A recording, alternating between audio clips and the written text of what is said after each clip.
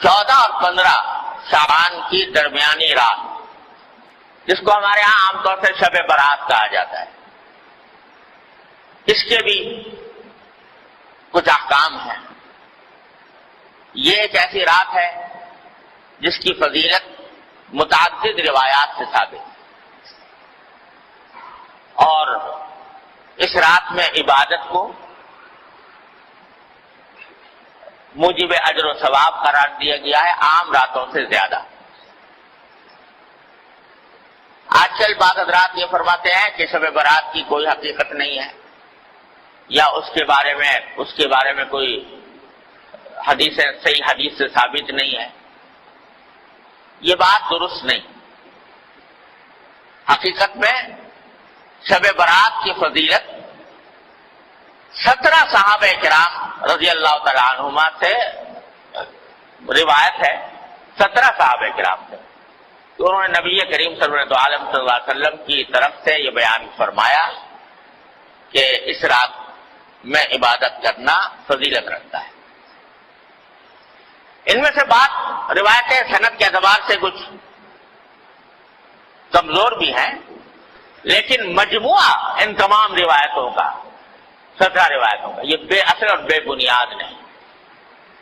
اس لیے علماء محققین کا کہنا یہی ہے کہ شب برات یعنی 14 اور 15 کی درمیانی شب یہ خصوصی فضیلت رکھتی ہے، اور اس میں عبادت کا اہتمام کرنا، نمازوں وغیرہ کا، نفلی نمازوں کا، یہ مسلمانوں کو اس کا اہتمام کرنا چاہیے۔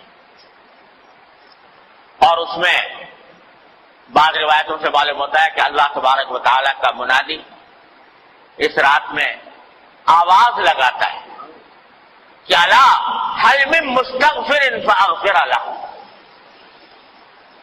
سنو کیا کوئی ہے جو اپنے گناہوں کی مغفرت مانگنے والا ہو اور میں اس کی مغفرت کروں۔ هل من مبتلا فاعافیہ، ہے کوئی مبتلا مصیبت، مشکلوں میں مبتلا، جس کی مصیبت کو میں عافیت سے تبدیل کروں۔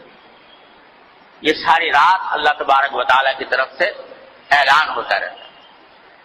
لہذا اس رات میں جاگنا اور عبادت کرنا یہ عام راتوں سے زیادہ فضیلت کا سبب ہے۔ دعائیں کرنا بشرطے کہ وہ عبادت اسی طرح کی جائے جس طرح جناب نبی کریم سرور دو عالم صلی اللہ علیہ وسلم نے فرمائی، اس میں بھی اپنی طرف سے کوئی اضافہ نہ ہو۔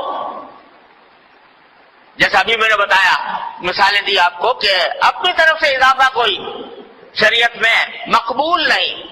کل محدثۃ بدعہ وکل بدعۃ ضلالہ، ہر نئی بات جو انسان دین میں پیدا کرے وہ بدعت ہے، اور ہر بدعت گمراہی۔ تو شیطان تو انسان کے پیچھے لگا ہوا ہی ہے، اسے دیکھا کہ یہ رات فضیلت والی آنے والی ہے، تو اس فضیلت والی رات میں مسلمان متوجہ ہوں گے، اللہ تعالیٰ کی طرف رجوع کریں گے، عبادتیں کریں گے، دعائیں مانگیں گے، تو میرا تو گھاٹا ہو گیا۔ لہذا اس نے ایسے ایسے طریقے ایجاد کروا دیے کہ لوگ جو ہے عبادت سے ہٹ کر ان طریقوں میں لگ جائیں، اور ان کی وجہ سے اس رات سے جو فائدہ اٹھایا جا سکتا تھا وہ نہ اٹھاتا۔ کیا کے طریقے گڑھ لیے کہ بھائی نماز پڑھو یا نہ پڑھو، شب برات کا حلوہ ضرور پکاؤ۔ وہ نماز پڑھو یا نہ پڑھو، عبادت کرو یا نہ کرو، لیکن حلوہ پکانا ضروری فرض۔ اگر کوئی نہ پکائے تو قابل ملامت، یہ لے بھائی اس کے گھر تو شب برات کا حلوہ بھی نہیں پکتا، یہ بڑا وہابی ہے، یہ جو ہے ایسا کنجوس ہے، بخیل ہے کہ اس کے گھر میں حلوہ ہی نہیں پکتا۔ اب کوئی خدا کا بندہ پوچھے کہ بھئی حلوے کا کہیں ذکر قرآن میں، حدیث میں، صحابہ کرام کے تعامل میں کہیں ہے کہ کہ بھائی شب برات کے دن حلوہ پکنا چاہیے. نہ قرآن میں اللہ تعالیٰ نے فرمایا، نہ نبی کریم صلی اللہ علیہ وسلم نے ارشاد فرمایا، نہ صحابہ کرام کے عمل میں کہیں اس کا کوئی دور دور کوئی نشان نظر آتا ہے. مگر یہ حیرانی بات، اور اس کو فرض اور واجب سے زیادہ ضروری قرار دے. کوئی پوچھے بھائی حلوہ نہ پکاؤ، یہ بدعت ہے. ارے بھائی حلوہ پکانے میں کیا ہے؟ حلوہ کوئی حرام چیز ہے؟ تو یہ جواب، ارے بھائی حلوہ حرام کوئی چیز نہیں، روز پکاؤ، لیکن شب برات کو خاص طور پر حلوے کے لیے مخصوص کر لینا اور اس کو فرض قرار دینا اور واجب قرار دینا، کوئی نہ پکائے تو ملامت کرنا، یہ اپنی طرف سے دین میں اضافہ ہے جو اللہ تعالیٰ کو گوارا نہیں. تو ایک تو یہ شگوفہ چھوڑ دیا شیطان نے. دوسرا اس سے زیادہ خراب کہ بھائی شب برات میں آتش بازی ہونی چاہیے. الیاذ باللہ العلی، اس میں لاکھوں روپیہ آگ میں جلا دیا آتش بازی کرنے سے. آتش بازی ہو رہی ہے اور آپ جانتے ہو کہ اس آتش بازی نے جانے کتنے بے گناہوں کی جان لی ہے. بوری بازار کراچی کا آج بھی گواہ ہے، اسی شب برات کی آتش بازی کی ہلاکتوں کا گواہ ہے کہ کس طرح پورا کا پورا بازار جو ہے وہ نظر آتش ہو گیا، جل کر بھسم ہو گیا. اب پھر بھی وہ بات ہے کہ نہ قرآن میں، نہ حدیث میں، نہ صحابہ کرام کے تعامل میں، نہ بزرگان دین کی وصیتوں میں کہیں بھی نہیں اپنی طرف سے شب برات کے ساتھ آتش بازی کا شگوفہ چھوڑ دیا. یہ شیطان. حلوہ پکانا تو چلو بھائی عام دنوں میں جائز تھا، حلال تھا. یہ آتش بازی جو ہے تو عام دنوں میں بھی اس طرح آتش بازی کرنا کہ جس میں پیسے کا ضیاع ہو، جس میں جانے ضائع ہونے کا اندیشہ ہو، یہ تو عام دنوں میں بھی حرام ہے. تو اس مبارک رات میں جس میں اللہ تعالیٰ گناہوں کی مغفرت مانگنے کو فرما رہے ہیں، جس میں دعائیں مانگنے کے لیے فرما رہے ہیں، اس میں یہ کام کرنا تو اتنی بڑی بری بات ہے. تو یہ چھوڑ دیں.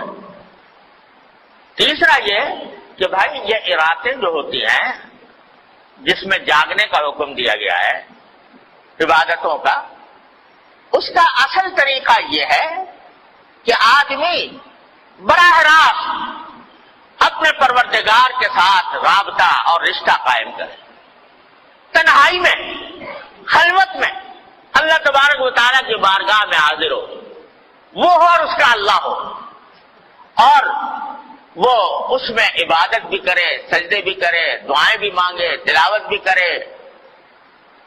جتنا آدمی خلوت میں، تنہائی میں اللہ تبارک و تعالیٰ کی عبادت کرے گا، اتنا ہی اللہ کے ساتھ مضبوط تعلق پیدا ہوگا، اتنا ہی اجر و ثواب ملے گا، اتنی دعائیں انشاءاللہ قبول ہوں گی. لیکن بعض اوقات یہ بھی ایک قصہ کھڑا ہو گیا کہ اس میں جلسوں کا سلسلہ شروع ہو گیا. جلسے ہو رہے، راتیں جو ہیں وہ جلسے کی انتظامات ہی میں صرف ہو رہی، کھانے پک رہے ہیں، دیگیں چڑھ رہی ہیں، دعوتیں ہو رہی ہیں.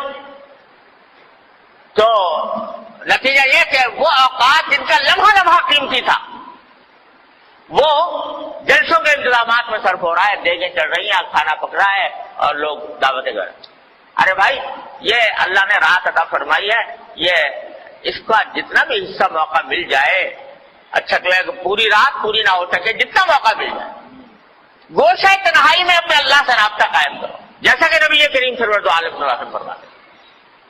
تو اس میں نمازیں، نفل نمازیں پڑھے، لمبی لمبی صورتیں اگر یاد ہیں وہ پڑھے، دعائیں کریں، مناجات مقبول دعائیں، نبی کریم صلی اللہ علیہ وسلم کی دعائیں ہیں وہ کریں، اپنے ذات کی دعائیں کریں. آج پوری امت مسلمہ ایک عظیم آزمائش میں مبتلا ہے اور ہمارا ملک خاص طور پر گھرا ہوا ہے، تمام چاروں طرف سے خطرات اور فتنوں میں گھرا ہوا ہے. اس کے لیے دعا کریں اور اللہ تبارک و تعالیٰ سے مانگیں. اس کام میں اس رات کو صرف کرنا چاہیے. اللہ تعالیٰ اپنے فضل و کرم سے ہم سب کو اس کی توفیق عطا فرمائے. اور بھائی اس کے بعد اگلے دن جو ہے یعنی 15 شعبان، اس کے روزے کے بارے میں کوئی حدیث صحیح نہیں. یہ جو مشہور ہے کہ اس رات کا، اس دن کا روزہ رکھنا جو ہے وہ خاص طور پر اس دن کا روزہ، اس کے لیے جو حدیث آئی ہے وہ بہت کمزور، ضعیف ہے، قابل اعتبار نہیں. البتہ ابھی بات کر چکا ہوں کہ شعبان کے سارے ہی مہینے میں آپ روزے رکھا کرتے تھے، سارے مہینے کے اکثر ایام میں روزے رکھا کرتے تھے.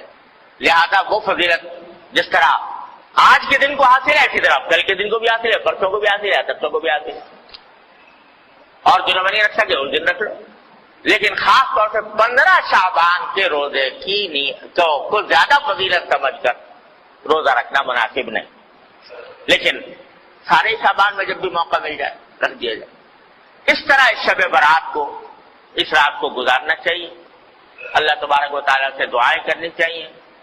البتہ ایک بات اور سمجھ لیجئے، ایک روایت میں آتا ہے کہ اللہ تعالیٰ اس رات کے بارے میں بھی آتا ہے، شب قدر کے بارے میں بھی آتا ہے کہ اللہ تعالیٰ اس رات میں اتنے لوگوں کی مغفرت فرماتے ہیں جس میں قبیلہ کلب کی بکریوں کے بال، آپ نے یہ فرمایا. قبیلہ کلب بہت بڑا قبیلہ تھا، ان میں بکریاں بہت ہوتی، ہر بکری کے جسم پہ بال بہت ہوتے. تو سارے قبیلے کی بکریوں کے بال جتنے ہیں اتنے انسانوں کے لگا مغفرت ہوتا، مگر فرمایا 2 آدمیوں کی مغفرت نہیں. اللہ بچائے. ایک وہ جو کسی مسلمان سے کینہ رکھتا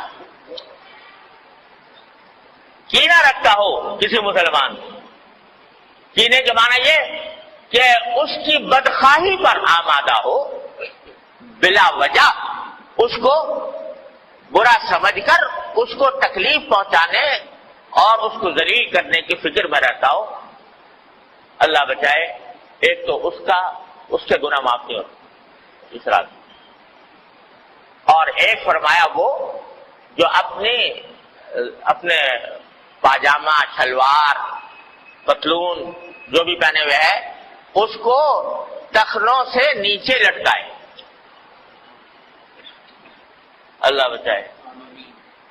تو اس کے بارے میں بھی اس حدیث میں آتا ہے. لہذا اس کا اہتمام کرنا چاہیے، ہمیشہ ہی کرنا چاہیے کہ اللہ تعالیٰ کسی مسلمان کے خلاف دل میں کینہ رکھنے سے محفوظ رکھے. ارے بھائی، کوئی اگر کسی سے کوئی غلطی ہوئی ہے تو اس غلطی کا اس سے بتا دو، معاملہ صاف کر لو. کوئی شکایت ہوئی ہے، شکایت گلا کر کے معاملہ صاف کر لو. اور تمہیں شریعت نے یہ بھی حق دیا ہے کہ جس نے جتنی تکلیف پہنچائی ہے تم اتنی اس کو بھی پہنچا دو، بدلہ لے لو برابر سرابر کا.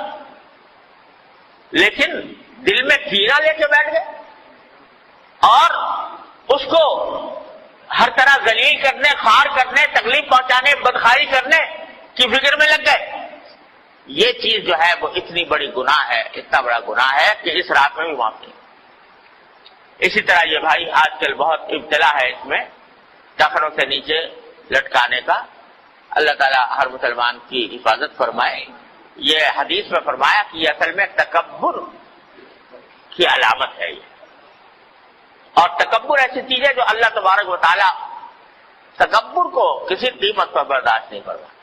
فرمایا الکبریاء ردائی فمن نازعتہ قسمت او کما قال صلی اللہ علیہ وسلم کہ بڑائی تو میری صفت ہے، میری چادر ہے. جو کوئی مجھ سے اس میں جھگڑنا چاہے گا اس کی گردن توڑ دوں. تو تکبر بہت خراب ہے اور یہ تکبر کے علاوہ اس واسطے اس سے حضور نے منع بھی فرمایا اور اس جگہ پر خاص طور سے اس کا ذکر فرمایا. اس کا بھی بھائی ہر مسلمان، کیا اس میں فائدہ ہے کہ آدمی لٹکا لے، ٹخنوں سے نیچے چلا جائے گا تو کیا فائدہ حاصل ہو جائے گا، کون سی دولت مل جائے گی، کون سی لذت حاصل ہو جائے گی. لیکن نبی کریم صلی اللہ علیہ وسلم کے حکم کی مخالفت ہوگی، اتنی بڑی وعید کا سامنا کرنا ہوگا. اللہ تبارک و تعالیٰ اپنے فضل و کرم سے، اپنی رحمت سے ہمیں اس رات سے صحیح فائدہ اٹھانے کی توفیق عطا فرمائے اور اس میں اللہ تعالیٰ کی رحمتیں اور برکتیں جمع کرنے کی توفیق عطا فرمائے اور اپنے غضب اور اپنی ناراضی کے اسباب سے ہماری حفاظت فرمائے. ہاں بھائی، یہ بات بھی رہ گئی کہ شب برات میں قبرستان جانے کا مسئلہ. ایک مرتبہ ایک روایت میں آتا ہے کہ ساری حیات طیبہ میں رسول کریم صلی اللہ علیہ وسلم ایک رات، ایک روایت میں ہے، وہ سندن اتنی زیادہ مضبوط بھی نہیں ہے، لیکن بہرحال اس میں آتا ہے کہ آپ جنت البقیع تشریف لے گئے اور وہاں پر دعائیں فرمائیں، قبلہ رو ہو کر دعائیں فرمائیں. لیکن یہ ساری زندگی میں ایک ہی مرتبہ یہ واقعہ ہے، آگے پیچھے ہر سال جانے کا کوئی معمول نہیں تھا. لہذا اگر کوئی شخص جائے اس نیت سے کہ ایک مرتبہ حضور تشریف لے گا میں بھی چلا جاتا ہوں تو کوئی حرج نہیں، لیکن اس کو ایک مستقل سنت قرار دینا کہ ہر سال جانا ضروری ہے، یہ سمجھنا درست نہیں. اس طرح اگر کوئی شخص اگر جا کر اپنے مردوں کے حق میں دعائیں کرے، اپنے حق میں دعائیں کرے تو اس میں کوئی مذائقہ بھی نہیں، نہ موم بتی نہ اگربتی، سب ایمان کا نور چاہیے، موم بتیوں اگربتیوں کا نور. واخر دعوانا الحمدللہ.